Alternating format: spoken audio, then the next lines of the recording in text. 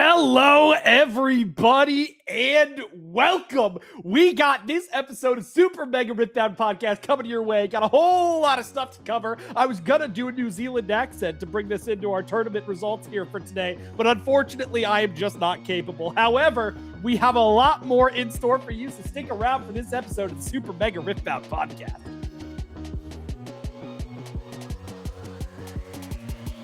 And welcome everyone to episode 18 of Super Mega Riftbound. Again, closing in on that 20 mark. How are you guys doing today? Fun. I'm so tired of the set 2 bubble though. Oh yeah, no, I'm tired of set 2 bubble, but like I was working in the garden today, bro, and I was just thinking about playing Ivern all day. So like it was a perfect like mental transition to set 3 for me. It was wonderful. Did you see the destruction of battlefield rules? It's Oh crazy. my gosh, it just makes my deck so much better. Ivern's so good. Like I was playing Ivern without that rule, and I was like, well, this deck's pretty good. It's probably like high B, like low A tier. And then immediately it's like, oh wow, okay, I guess this is just an A tier deck now. Destroy battlefields for my opponent. I'm down for it. If anyone is not aware of what we're talking about, Ivern got a ruling where when you would brush over another brush that you've already added to a battlefield in the game, it now cannot recognize that the battlefield existed before that. And so when you brush over a brush, it just essentially deletes the first battlefield that was on the field from the game entirely. So it's no longer in the game, and it can't return to a brush. Yeah. So now it just is a brush permanently. Mm-hmm. Pretty interesting. It's very cool. So good. Speaking of our last week in Riftbound, that's how we're going to start this episode off. Eli, how was your last week in Riftbound? My last year for Riftbound was really, really good. I got to play in my first skirmish ever. That was a blast. Oh, wow. I judged everyone beforehand that I went to, so I didn't get to play in any of them, but I got to play in my first one. It was really fun. I went 2-1-1. Probably should have been 3-1, but me and my opponent tied in a pretty like weird fashion that I don't think is repeatable. I think it was a one-off. They happened to have Not So Fast Defy as their last 2 cards in hands.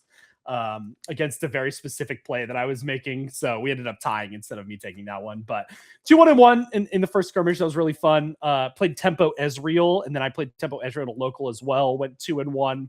That was a blast. My buddy that I talked about last week on Teemo, Teal, went 3-0 on Tempo Teemo at locals this week. So very fun. Cool deck. I want to feature it on the podcast at some point because I think that deck is super cool. Very underrated because nobody is expecting to play against Teemo now, so all their hidden cards kind of catch people off guard. What about you, Gail? How's your week? My week's been pretty, honestly, slow on the Riftbound stuff. I'm just sort of going by and doing the normal things. Nothing's really been popping out to me. I've been working on more Lilia, getting Irelia more solid, and just continuing on fixing up Yasuo for Atlanta. I still don't know if I'm going to take Yasuo or Irelia to Atlanta for what it's worth. Leaning on Yasuo just because this meta makes me so annoyed and I'm just so ready for set 3. I just want to take something that like I'm competing in a smaller pool rather than compete in the full regional pool. I'd rather just go in and play a little Yasuo mini game. That sounds like much more my speed for what I'm feeling for Atlanta. But yeah, overall, just been testing, iterating, getting things solid and ready, preparing for set 3. Yeah, definitely. What about you, Teddy? My week's been good. I got to judge my first skirmish. Took Eli's job. Shot to the heart. And then I played locals and I went back to Victor. I went back to my roots. I went 2-1. It was good to get those reps back in. There's a 5K here in Indy. In like legitimately release Sunday. Very start. Yeah. 3. We got like 2 days to get cards. It'll be exciting. I am probably gonna run Victor for that just because I was talking with Eli about it yesterday, and it's just what I have the most reps on, and we have a lot of good cards coming for Victor. I think that deck's gonna be very good next set. And Victor is just also, Teddy, like the ultimate punish deck for like unrefined true. Deck lists coming out of set 3. Like, very true. If you are unrefined, Victor's going to kick your teeth in. It's that kind of deck because you should play Lux. Always Lux, have pressure. Always have pressure. You should play Lux. Oh, she's so much better in set 3. She is better. Oh, I know she is. She got 2 cards that actually fully fixed her archetype which was Sprite Burst and Ruination. Mhm. Both Yep. of these fix two different sides of her issues, right? Yeah, it was very, very strong, and then you get abandoned, and you're like, okay, all right, I'm never playing Lux. Well, again. you don't need never happened. Ruination into the purple decks. No. Ruination In the is purple decks, involved in Ruination isn't the purple. card. Yeah, What is they just Ruination in? abandon your Sprite Burst, and it's like, oh, Yeah, okay, yeah, I'm gonna yeah. turn off, and then they like double conquer, and it's like, Yeah, that's fine. Ruination is the kill Oh everything, yes, the basically. 9 drop. Yes. It's kill all units, I think, but Kill all units. So, yeah, that's a good thing. We do get our first true board clear in this set too, which I'm interested to see how that's going to be used. But that can be a tangent. well, it'll be used as a board clear. Well, okay, yes. I tried to help.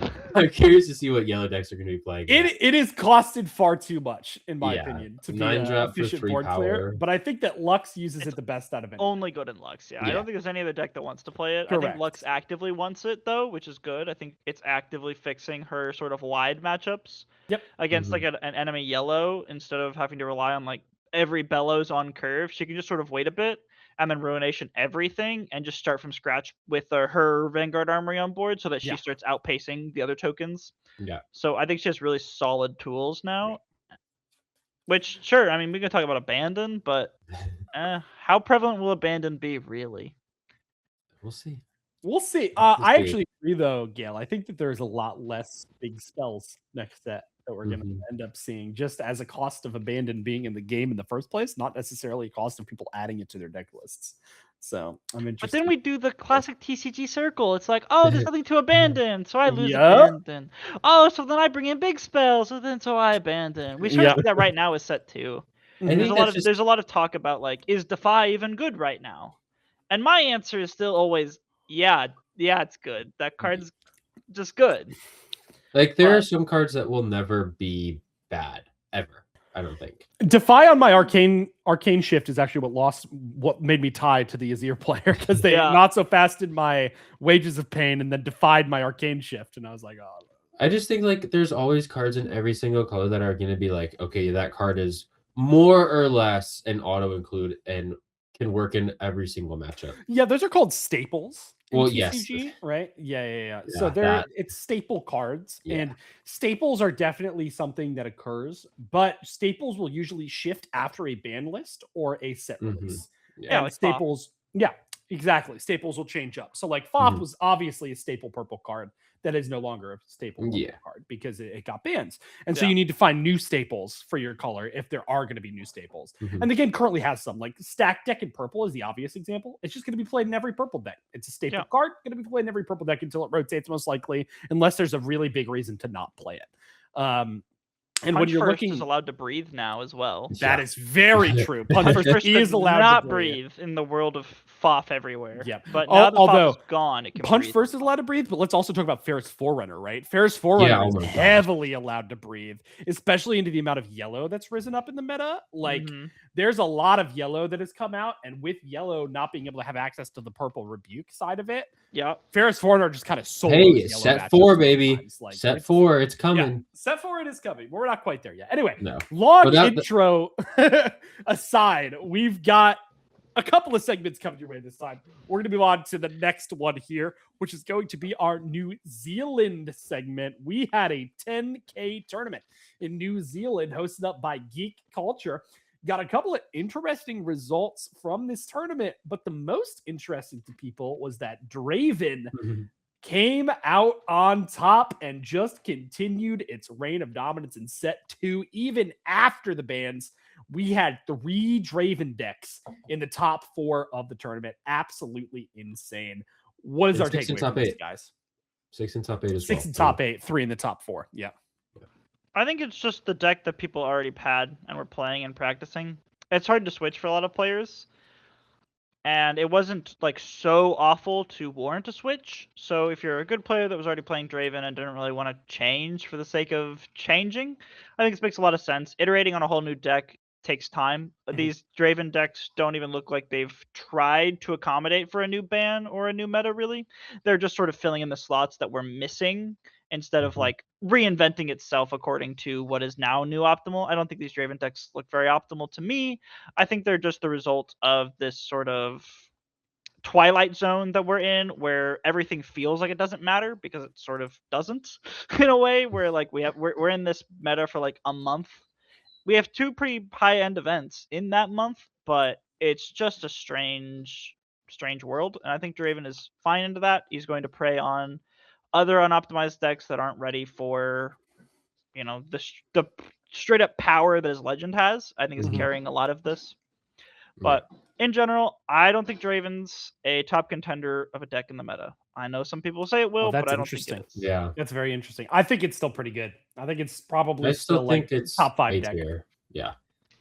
Yeah. I think for me is like I agree with Gale. These just look like deck lists that people switch stuff in and like didn't really think much about it, and they're just like, oh yeah, that's what I'm playing. And then we look at like the other 2 decks that were in Top Cut. Second place was Lucian. So Lucian fought through and got to the finals, and then we also had Victor in top 8. So obviously Victor has gained a lot of legs, and it had legs. I think we talked about it a long time for this podcast. We just needed Victor. Someone needed to pilot Victor. Someone needed to be able to show Victor its true power, or show people Victor's true power. And the band is what really got it there. We obviously saw Ghost Driver do well with it in Lille, or no, that wasn't Lille. That was Bologna. It was Bologna. Bologna. Yeah. But I think now we're seeing obviously Victor succeeded at a lot higher clip. We're seeing people play it more. Yellow is just a very good color with all of its tools it has. And then Lucian, I want to bring up your guys' thoughts. Is Lucian a deck that is going to be seen at the top tables, or is this just a one-off? Someone had a good run, and Lucian will probably not be seen at the top tables anymore. Lucian not having to deal with FOF is a really, really big deal for him. Yeah. Really big deal. And Lucian was already good. I thought Lucian was a fine deck. So, yeah. I'm of the same mind as you, Gale. Actually, my one loss at locals was to Lucian specifically. And I think that Lucian is just legitimately a good deck with the changes that we got with our ban list. Lucian not dealing with FOF is absolutely huge. Very. Purple specifically just doesn't have a lot of things to deal with what Lucian really wants to do outside of having that FOF. Like you have the 1-cost gear return to hand that's kind of mediocre. Yeah, right. It's just Factory Recall is the name of that card. It's just very mediocre against what Lucian wants to do. And so Lucian should do pretty well into most of these purple decks. Lucian also has the ability to play Ferris Forerunner, so it's going to do well into the majority of the yellow decks. And so if you're doing well into purple, you're doing well into yellow, you're in a good spot in the meta in my mind. It's like it's just going to be a good deck. Yeah. And Ruin Runner for that. And Rune Runner. Yeah. I don't know if his list has it. I don't think I see it. Yeah, that's a mistake. Play the good cards. Yeah, Rune Runner right now is a very good card. It got heavily buffed by the ban list for sure. Yeah, I mean, a lot of its usage before was like it misses FOF, which was solid, but still just missing Rebuke means that a lot of purple decks actually can't interact with it if you stack it with a ton of equipment. It's very difficult for any purple deck to really deal with that unless they're somehow going super tall, which you can't get taller than a punch first. Truly. Yeah. Even Irelia is going to struggle to get over like a double, triple equipped Ruin Runner with a punch first in the back. It's just very difficult. So yeah, great card to have in Lucian.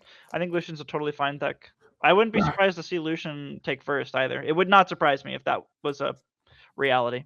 I agree. I think that's in my top 5 decks that I was talking about before as well. Lucian was a part of that top 5. I think it's pretty good.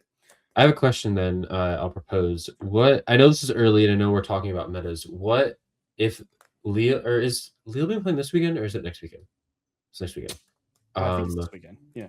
Oh, Leo's this weekend. No. I think Leo's next weekend. Yeah, Leo's next weekend. Well, are we talking about from time of recording or from time of publishing the podcast? I guess that's a good question. Yeah, if it's from time of publishing the podcast, it is the weekend after we publish this podcast. Yes. So the time of listening, you guys, Leo's in a week. What is your projected Leo top 8? What do we see? Ooh, that's a fun question. That's a fun question. Gail, you can go first. I'm interested. I have to go first. I hate these questions. Yeah, that's why I'm making you go first. I don't know. There won't be an Irelia. I'm Irelia's #1 hater and Irelia's #1 lover. I don't know. We have a Jekyll and Hyde. Me and her, we're in a strange relationship. I think it'll be like 2 Rek'Sais. There will be Draven 1, 2 Kaisas, and then just random like an Aurora probably be in there. I think I'm at 6. A Yi Aurora. Let's just go more specific. 1 Lucian, and then Victor? no. I could be crazy and say a Lux. No, I don't want to. Yeah, sure, whatever. Lux There is you in there. go. Lux is in there. Let's add some whimsy. Man, pretty close to mine actually. I would also say I would put 2 Dravens personally. So I think it's gonna be 2 Dravens. I think it's going to be a Lucian for sure. I think it's going to be a Victor. So that's 4.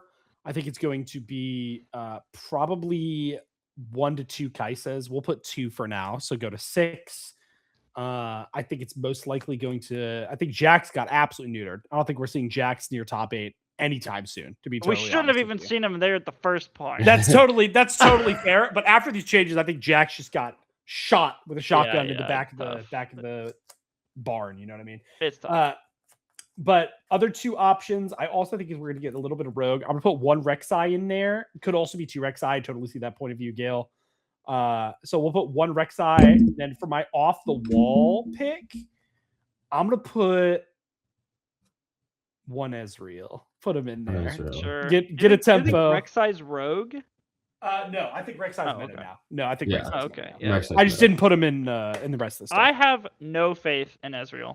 I've seen the know. Ezreal list. I know. I've played into the Ezreal lists. I have 0 faith in that deck. I will be totally honest with you. Playing that deck, Gale, that might be the hardest deck I've played Riftbound so far. To actually Tempo pilot. Ezreal? Yeah, that deck is really hard to pilot. It's like every line that you make, there's like 2 to 3 other options that you could have done, and there's no way of knowing which one is better until your opponent makes their play. Hey, So it's Eli. Have you played purple before? No. yeah, once. Oh, One well, time. that's just the One purple time. experience. Yeah, I played Welcome to the Sivir. I club. played Miracle Sivir before set 2 even launched. There you go. That was my purple experience. Yeah, well, that's sort of just the purple experience anyway, where you Yeah. have this like, oh, I have a billion lines, and it all depends what my opponent does. Yeah, that's just the purple experience. Welcome. Yeah. Yeah. Yeah, Welcome pretty into the interesting welcome for into the sure. club. I mean, because like even like Arcane Shift, right? Like there's Yeah. lines where Sneaky Deckhand specifically says you can play me to an open battlefield. Yeah. So if the other battlefield is empty, you can Arcane Shift your Sneaky Deckhand off of one battlefield to the other battlefield to score that battlefield and then shoot their thing. And I had a line against the Azir where I was going to Wages of Pain their card and then Arcane Shift my guy to the other battlefield to score the 6 point and then double conquer on the next turn. And it's just like, man, that turn with Victor, I would have just hidden bladed their card and then double conquered and won the game. Like that's the whole interaction that would have happened. But with purple, with Ezreal, I have to think like 6 different things that could occur in order for my play to happen. It's like it's a blessing and a curse at the same time. It's crazy. Yeah. Good stuff.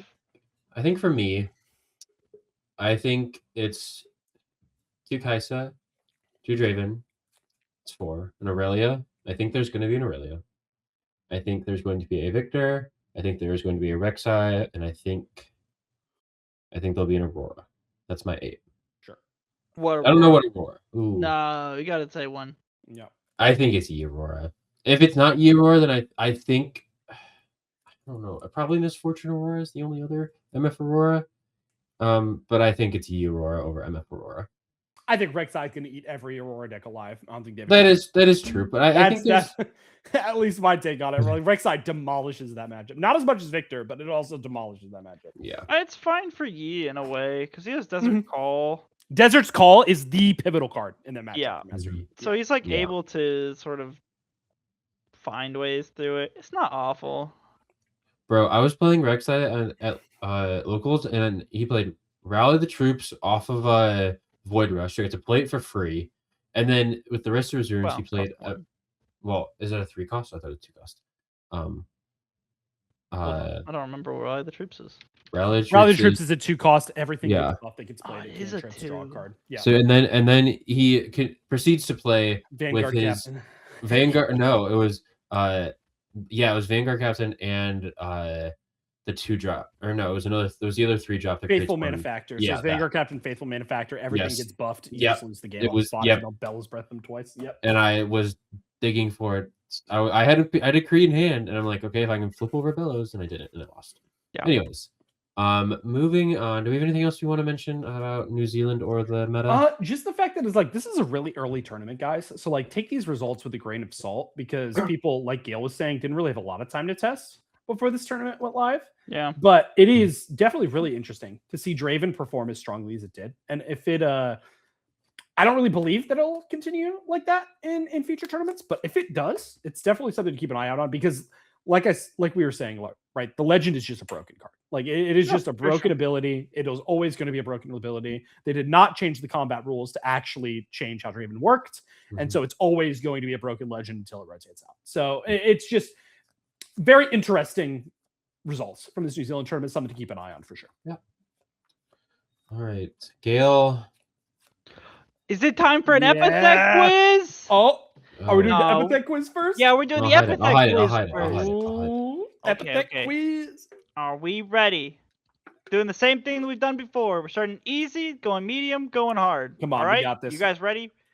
Real first quick, before this Yep. started, we got Gail to change one of the questions because we actually said the epithet of the card before the episode started. Just put that out there. Just putting that out there. They're We were on just top on of a it. heater. If we We're missed already all on a heater. three, we got one before the episode started. Yeah, Don't yeah. worry. They were just casually talking about it. I was like, yeah. All right. Easy one. First one, Relentless Storm. Follow bear. Oh yeah. No. What? Follow Bear. What? What do you mean Volibear what? Follow Bear Relentless Storm. what? Volibear Relentless Storm, no? Yeah. We got so many of these. Which Volibear? Yeah, is what you're which asking Oh. me. Bear? Thank you. Oh, okay. That's it's the It's the red Volibear. yeah, it's the red one. No. Oh, No. it's the orange Volibear. There's only No. two of them. What? It's the legend. It's the legend. Ah! Eli, I what's get that doing it to right and get it wrong. You Bro. were I so swear to close. God. How You do were I so get it right close. and wrong at the same time? That's crazy. All right. Well, that one was the easy one. So now we go to the medium, which is Headstrong. You hit this one first, Teddy, because I guessed. I don't care. I don't know. If you know it, say it. I don't know it. That's why I'm asking Headstrong? you to go first. Not Diana, Headstrong. is I think it? this one's actually no, it's not Diana. I think this one's actually a fairly strong card. It's very Oh, strong. okay. So I was thinking Garen. That's not the correct choice on this question. Headstrong. A Pretty fairly good. strong card. Yeah, fairly excited for this card to come out. Okay, so set it's set three. three. Headstrong. This isn't. No, it's not E. Is it Vi? Yellow Vi? Oh, it is. That's oh. hot-headed. Hot. Or, Okay, sorry. yeah. The red one is hot-headed. Oh, The red one yellow is hot. Yeah. I don't I was remember. I was gonna say I knew Vi had head. Is this a And CC? I Could this didn't know be a which one it was, CC? though. That's Sorry. No, this cannot be in the CC. This cannot be in the CC. It's Headstrong. not Ash. It's not. I think this will see play in a meta deck that all of us hate. Okay, Aurora. So what gets Oh. Aurora? I don't know if I hate Aurora. I feel like we all hate Vex. You don't but- hate Aurora? Oh, I don't know if we can be friends anymore, Teddy. Wait a minute. I'm reevaluating everything. All right. Aurora or Vex? Headstrong. And it's not a chosen champion, but to have an epithet, it has to be a champion, right? Yes. Yeah. Or a legend. Or a legend. So it's a champion.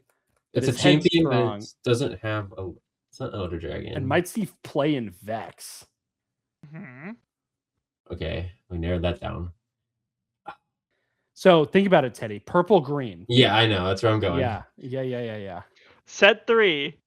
Set Purple three, green. Purple green, headstrong. We've gotten a lot down here, guys. We have. We're getting there, close to it. Is it?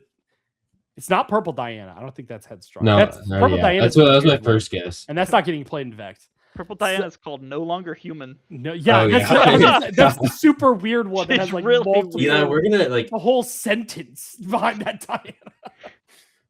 I don't know. All right, you I guys don't know giving this up? one. I'm gonna give up on this. This one I is don't know. Nami. Fuck. Oh. Cut that out, Teddy. It's fine. Cut that out. I'll bleep it. Bleep it out. Nami.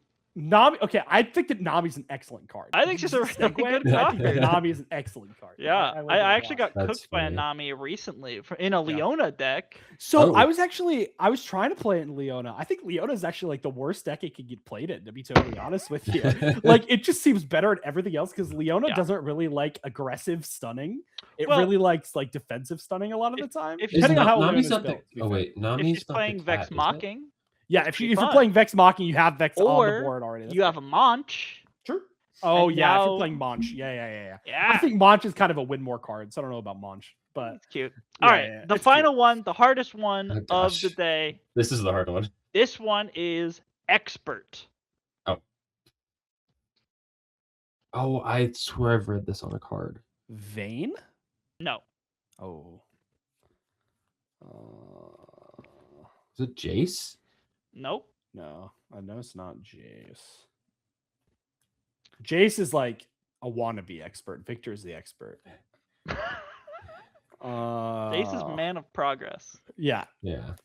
because he's the progress. He's like you ever play Yeah. D&D, Teddy, and you got Yeah. like the face of the party, Bard, Charisma. That's Yeah. Jace, Yeah. and then Victor is like the sorcerer in the back that actually does everything. Expert. What's that? What's that? One. Yeah, Set 1. that's why I picked Expert. Vayne because I like it's such a simple epithet that we would have had it early. Yeah. Expert. Mm-hmm. If you know it at home, please type it in the comments now. Very smart character. Heimerdinger. No, he's innovator Yeah, that is Yeah. Victor. or not innovator. No, that's Right? Victor. No, Victor, Victor's innovator. Victor. Heimerdinger, Expert. He's inventor. inventor. Yeah. Okay. Other smart characters in set 1. Is this this card played a lot? He thinks he's smart. Yeah, I was gonna say. So it's not Heimerdinger. It's not Echo. I may have misled you guys a little bit with using some sarcasm. Oh, okay. I pick it up. You wouldn't have misled Teddy because Teddy doesn't know the lead characters anyway. You definitely misled. All right, Teddy, get a guess in there while I'm racking my brain here. It's not Volley would be funny, but it's not Volley. He was meta in set 1 He was meta in set 1. in various times of Is the it? world, but It's not Darius, is it? no. Thinks they're smart, but is not actually smart. What color? That's And it's a male character too, because we've said Yeah. me multiple times. Yeah, it's a male character. Oh man, dude. These epithets getting difficult. Are we tapping out again, guys? I'm trying not to. Like, I don't want to take up airtime. But I'm really Can trying this to be a rack my CC? Can this be a brain here. CC? No, No, cannot it cannot be be a a CC. CC. Okay. No. I have to Okay. see. Could I have be the a legend. CCs on lock because I looked at those prior to the episode just to make sure. But this was not one of the CCs. Expert I thinks need- that they're smart, but is not smart. Eli, should we dumb it down to the colors? He's in the smart color. Yeah, it's blue. Smart It's colors. blue. Blue. It's not Echo. It's not Jace. It's not Heimerdinger. It's not Blue Victor, is it? No, No, Victor no, thinks no. that Victor is smart. Yeah, He's Victor innovative. is actually smart. I'm gonna tap out. I have Yeah, no I don't know idea. either. I have no it's idea. Dr. Mundo. Oh, come on, dude. Ugh. That's hilarious. No, you're totally right. He was meta. He was meta too. He was very He was playable good in Teemo Teemo. decks. Yep, he was seen in Kaisa decks at various points of Yep. the meta. Very solid card. Yep, and does think he is smart and is not smart. That is Yeah. a very apt description of That's- Dr. Mundo. There you Man, go. Gale is continuously stumping us with these Yeah. epithet quizzes. I I'm tried gonna to study up. I'm gonna study up for next episode. I I'm getting did- at least one. I let me seriously tell did you. not expect you guys to get the Relentless Storm wrong. Okay. Okay, I got Volibear. I Yeah, just didn't that's- know it was the legend Sure. Volibear. Oh man. All right, but now that leads us into the custom card section. Yeah, custom cards. This will be fun Which- this week. Coming This back after a was couple. Tom Kench, which was sent in by Yagaz. I don't know if I'm saying that name right, but that's what it is. They are very helpful on the custom card community on the community Discord. They provide a lot of feedback for other people's cards, and they're very active and very positive. that whole community does a great job of keeping people uplifted and doing more. I see more and more things coming there every day, and this member is part of that. So this is one of their cards that they wanted to show off. This is Tom Kench. He is a Mind and Chaos legend, River King. When an opponent makes a choice from an effect you control, you may exhaust me to get the other option instead. So, to take this down to an easier point of view, this is like Shakedown, where you can choose to take the other shakedown option for yourself as well. So they make their choice, and then you exhaust him to get the other choice as well. So I have a question. Yeah. If this was Card Sharp and they okay, supplies Card Sharp. Cool. Interesting.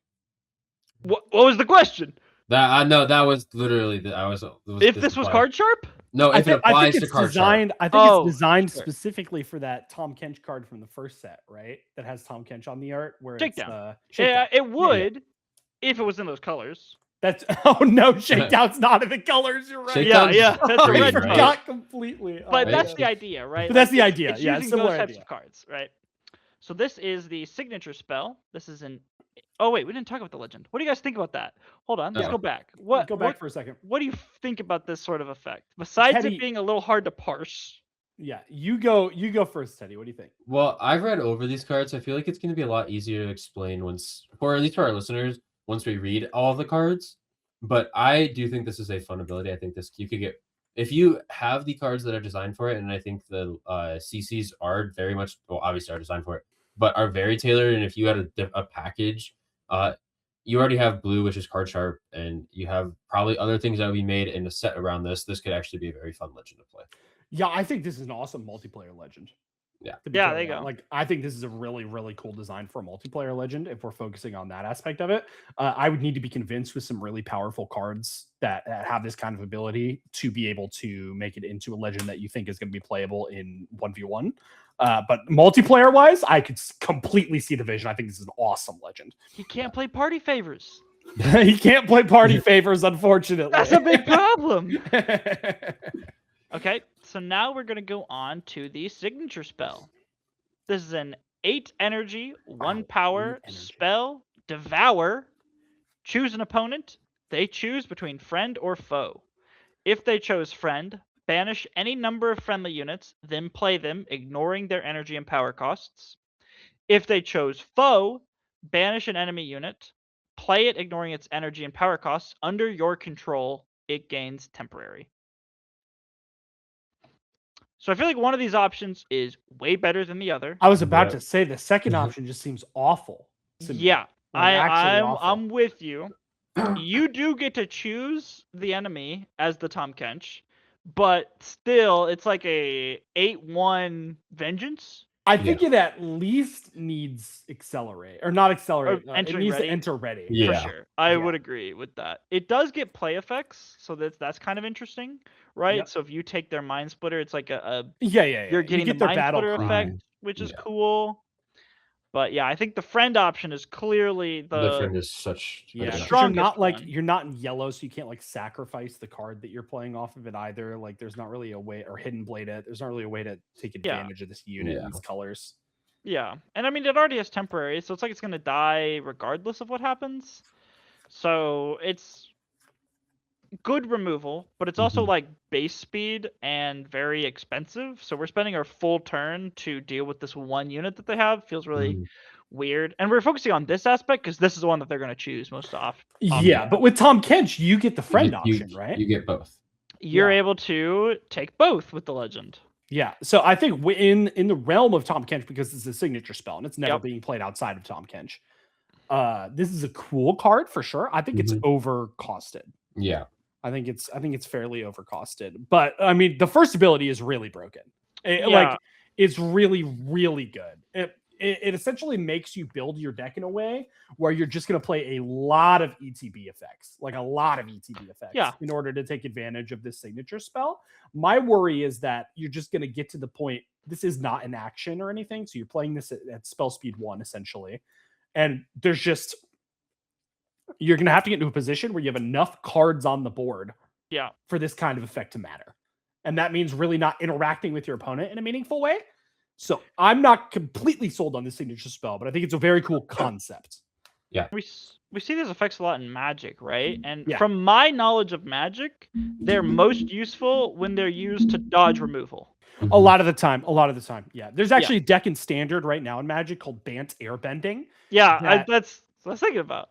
There you go. That combos either dodging removal with their airbending spells or airbending ETB effects to re-enter the board with their ETB effects with infinite mana, essentially. So they just generate infinite mana and then re-enter the board with all their ETBs and then do a lot of things. That seems like what they're going for with this kind of design. Yeah. So anyway, we're going to move on to the first champion. This is Tempting Demon, the Chaos one. Ooh, new It costs keyword. 5 energy, 1 power, and has 5 might. He has the tags Tom Kench, Bilgewater, and Demon.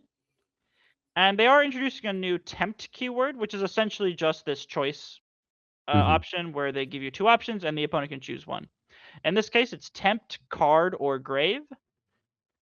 And when you play me, if an opponent chose Card, you look at the top 2 cards of your deck, draw 1 and recycle the rest. Then, if an opponent chose Grave, they discard 1. Yeah. So essentially, you're choosing to either like predict 2 and draw 1, or you're choosing to have the opponent discard.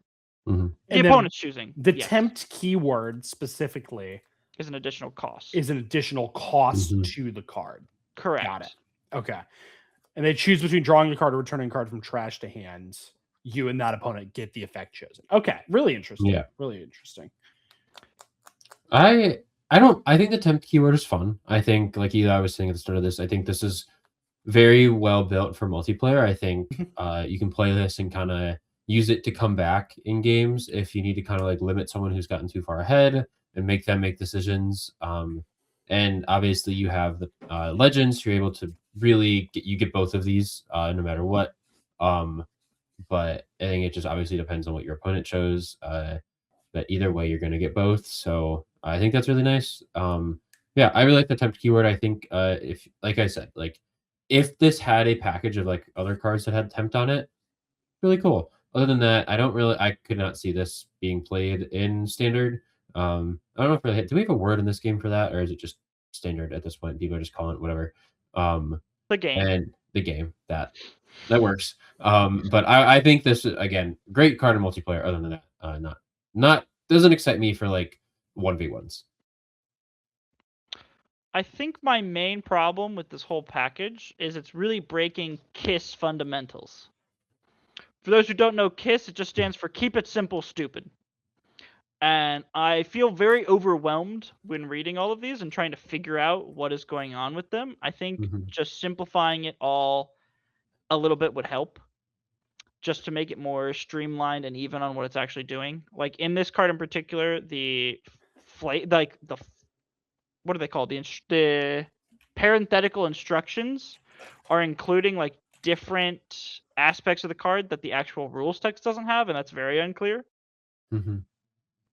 So it makes the card read very clunky and hard to really understand what is going on with it.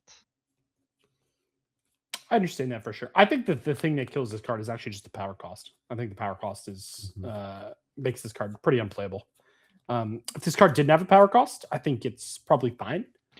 It's not great, but it's probably fine. It's like in line with essentially, I understand why the power cost is on it, right? Because like the new Ivern from set 3 at this same slot has the power cost, and the Ornn that already exists from set 2 has the power cost that does a very similar thing to this card.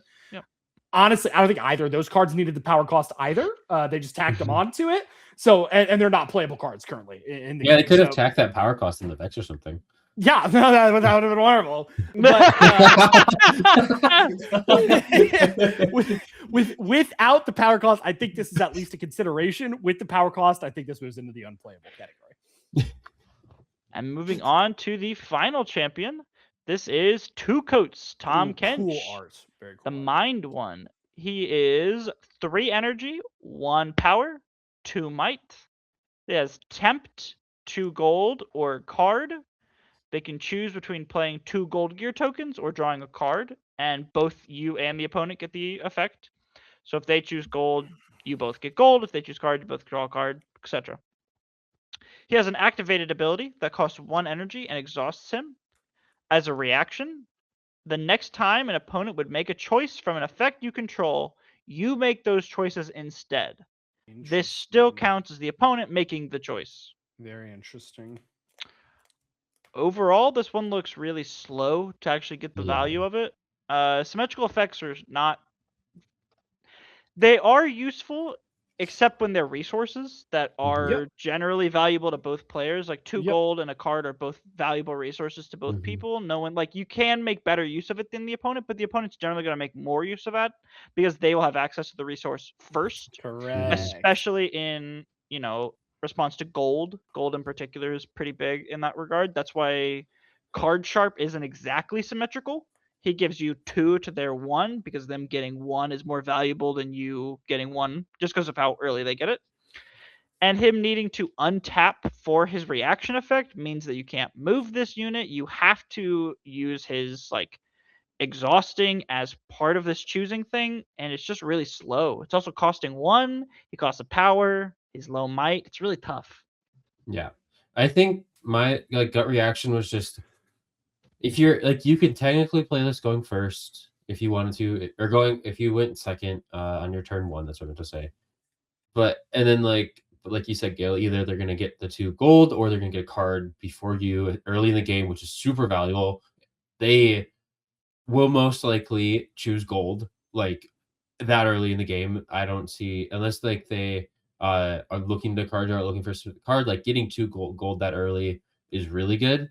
And just the 2 might, if this was a 3 and 3 potentially, but still I don't know, it just seems very understated for a CC. First and foremost, I would just like to point out that I think the theming of this archetype is really cool. For I sure. think that the Yeah. person who made this made a very, very cool archetype, and definitely is true to the Tom Kench character in League of Legends lore. That's super cool. Well done on that front. I'm going to be a bit negative here, though. I think this card is just worse than Lux, like the original Lux from Proving Grounds, and I don't think that card is good at all. So it's difficult for me to say that this card is good. I'm never playing this on turn 1 when I'm going second ever. I'm never paying the power cost for this card. And because I'm never playing this turn 1, it's just not a usable card to me.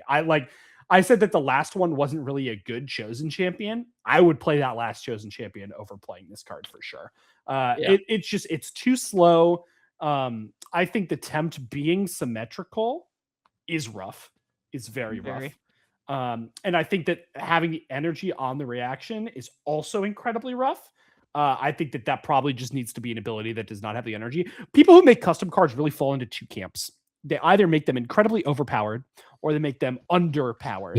And I think this one is leaning a bit toward the underpowered side of things, because you don't want to make it too overpowered to make it an unrealistic custom card.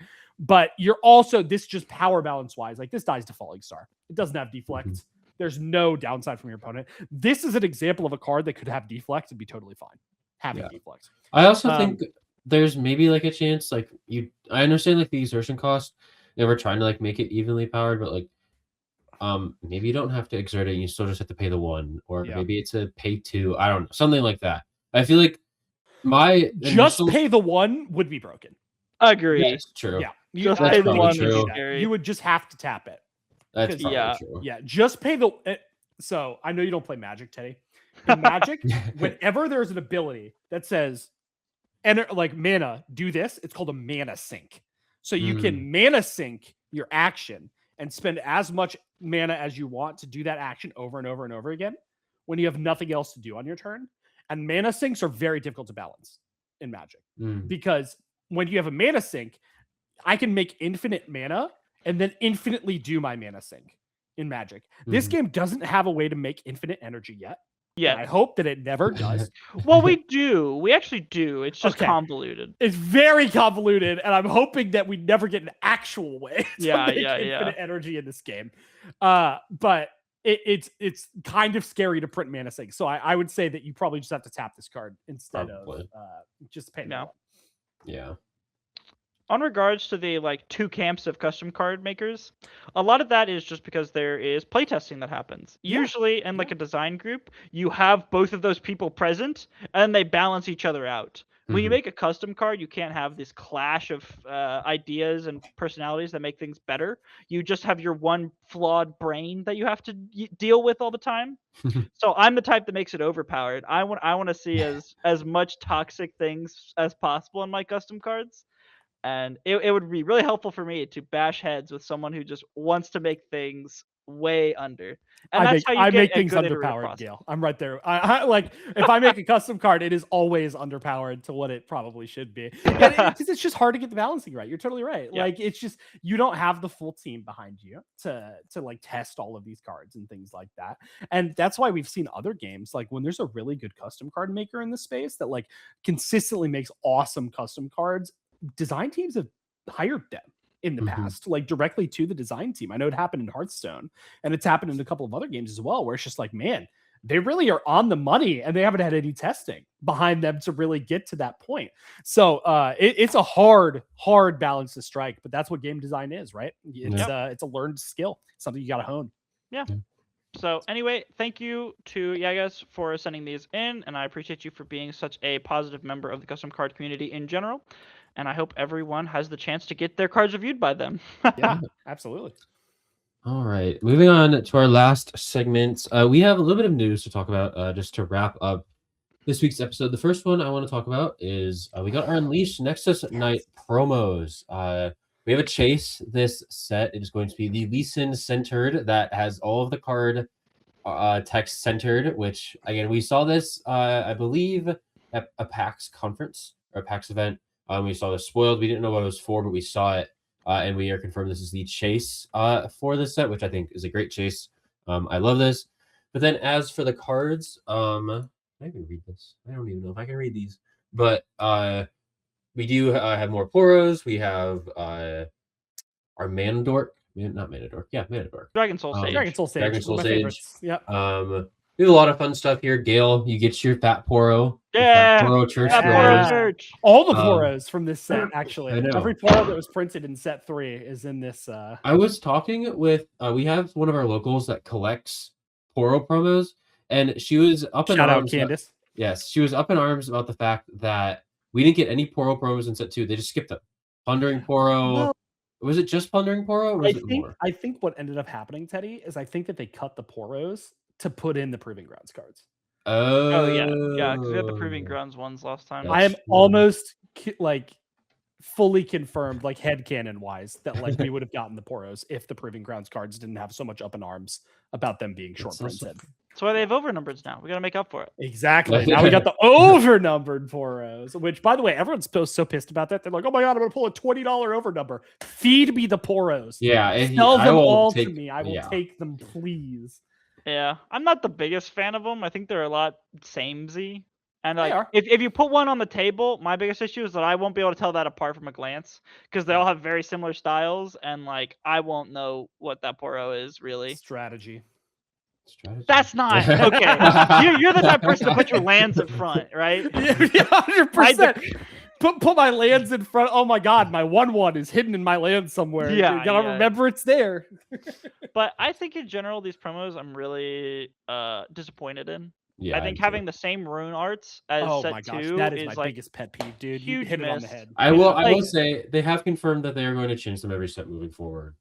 That's great. I'm still gonna say it's annoying. Oh, I know. I'm just saying. I know. I agree. Yeah. I think it's stupid, but I think we should always follow this format. Maybe not always, but follow the format of one good chase. I think Lee Sin's fantastic chase. I think that's very innovative, very funny, very good, great chase. And then new runes, and then the pack fillers, totally fine. I don't think those ever need to be higher than commons. I think they're totally fine as like the common uncommon range. I don't really want to see epics in these promos ever. I think that sounds a bit too much. It's just good to foil the cards in like pretty foiling that didn't get the treatment in the main set. I like that a lot. I will say though about this chase, I like the chase a lot. I really like what they've done with this Lee Sin. I really wish they would have made different art like they did with GGEZ Timo. Sure. I just want it to be different art. I don't think that just making it the alt art with this is cool.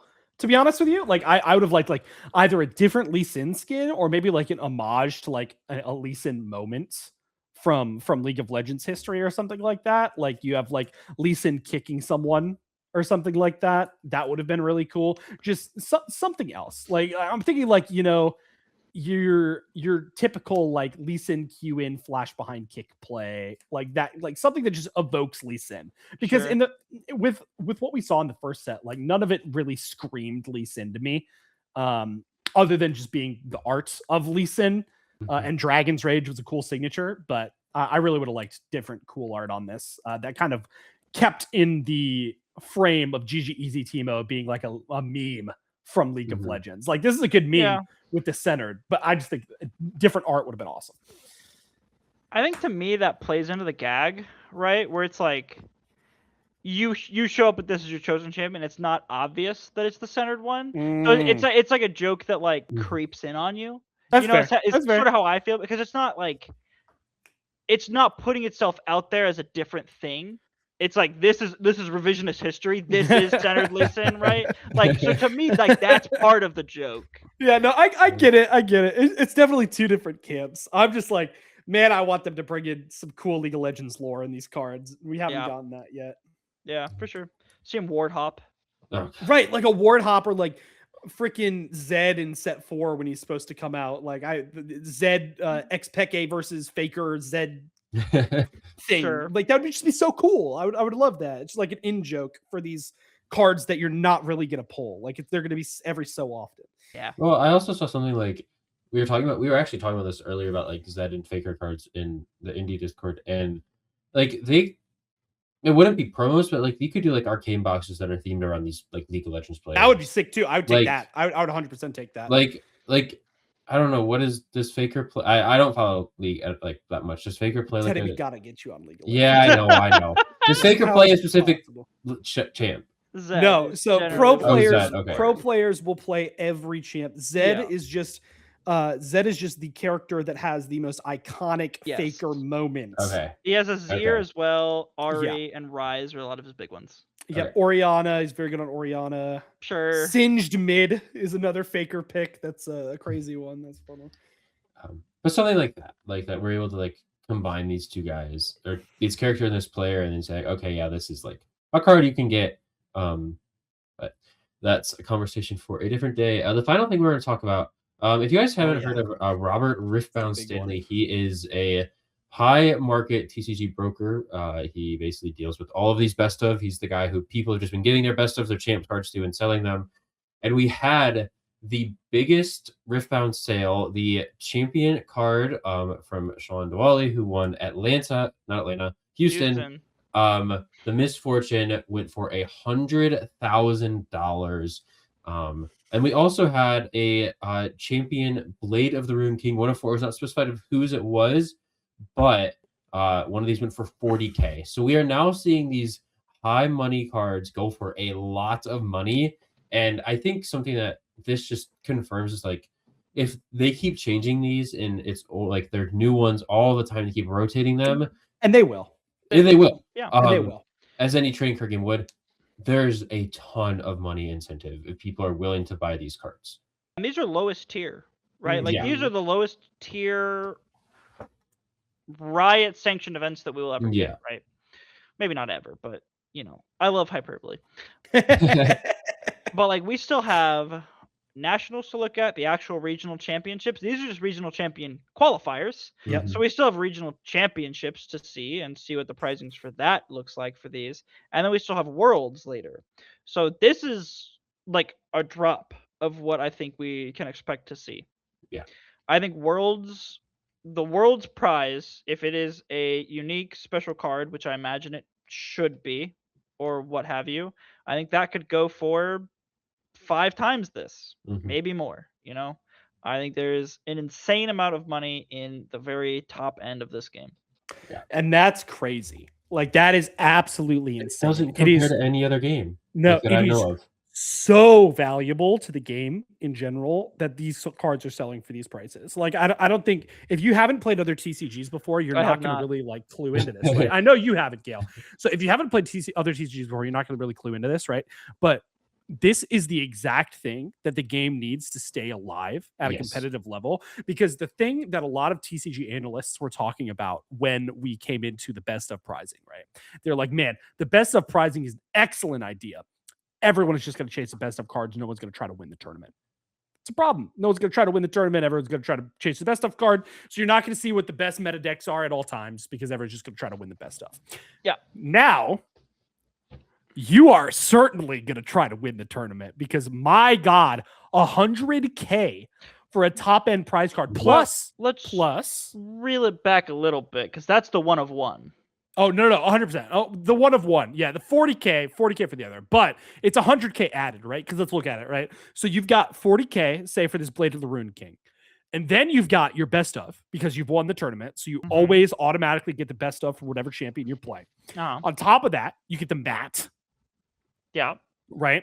The mat we have not seen a confirmed sale for, but I'm imagining the mat is also going to be in the thousands of dollars range.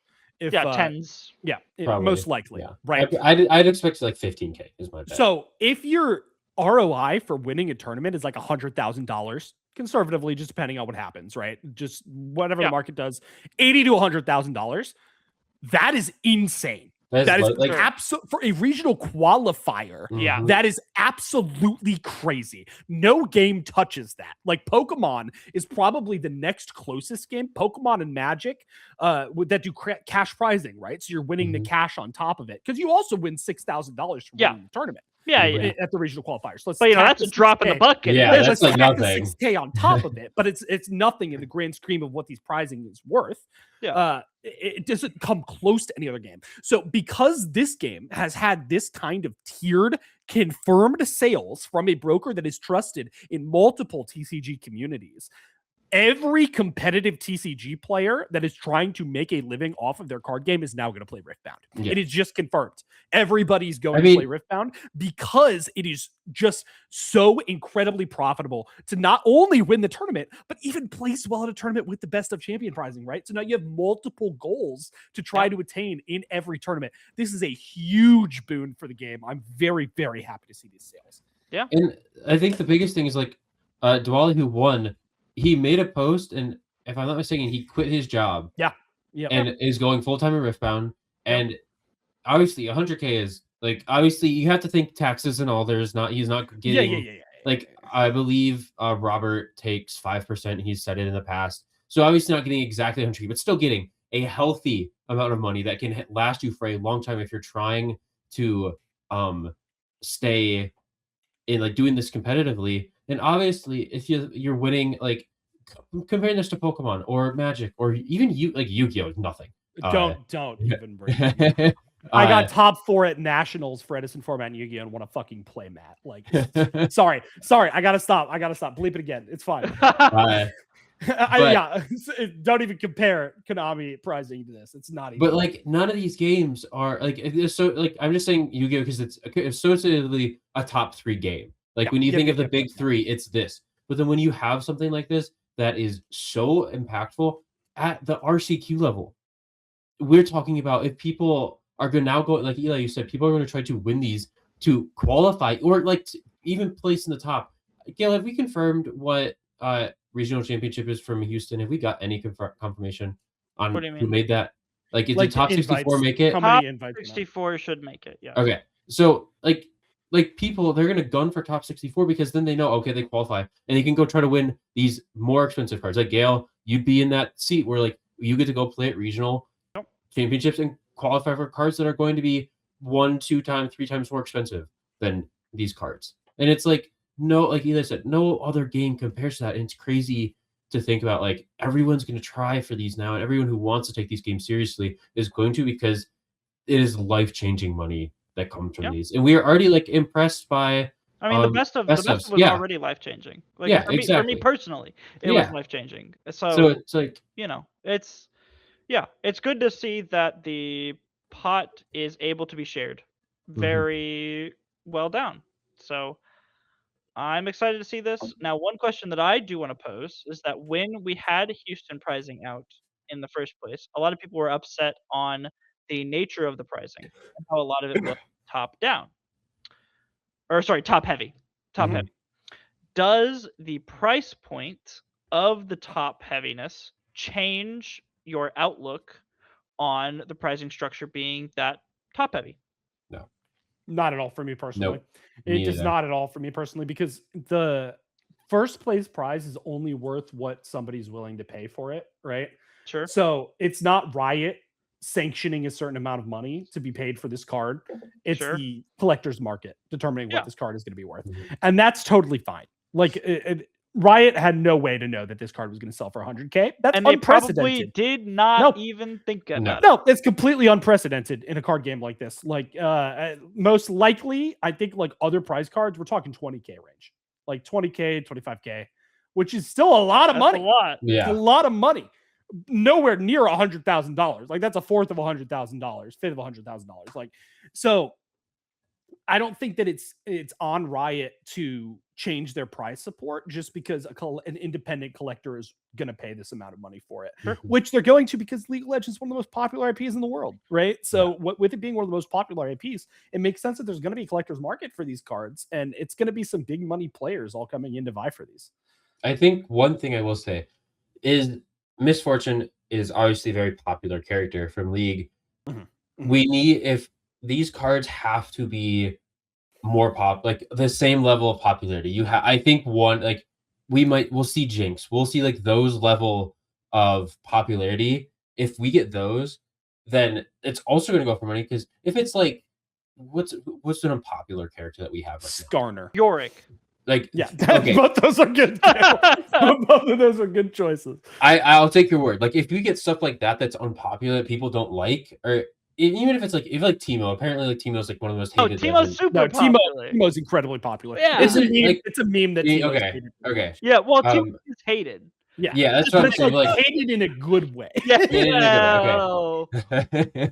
But like if we get those unpopular champs, then people aren't gonna like want them as much as, like, in just my opinion, people are going to want it, but they're not going to pay what they pay for like a Jinx or like those popular ones. Unless Definitely. But I'm gonna it has argue. feet in it.